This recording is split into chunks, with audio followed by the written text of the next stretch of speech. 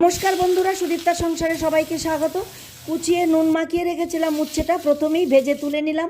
ওই তেলেই দিয়ে দিলাম একটু মেথিটা কালো হয়ে গেলে দিয়ে দিলাম রাঁধুনি আর তেজপাতা দিয়ে এবার কুচানো লাউটা দিয়ে স্বাদ মতো নুন দিয়ে ঢাকা দিয়ে দেবো।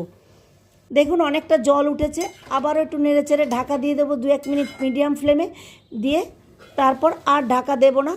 এবার গ্যাসটা বাড়িয়ে দিয়ে তাড়াতাড়ি জলটা টানিয়ে নেব যাতে লাউটা গলে না যায়। এবার দিয়ে দিলাম 1 টেবিল চামচ পোস্ত বাটা আর 1 চামচ চিনি, স্বাদ মতো একটু দুধ।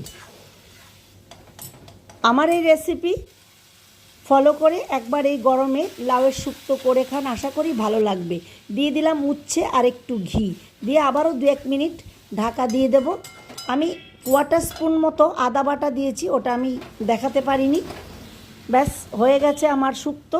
ভালো লাগলে লাইক কমেন্ট শেয়ার করতে অনুরোধ করব।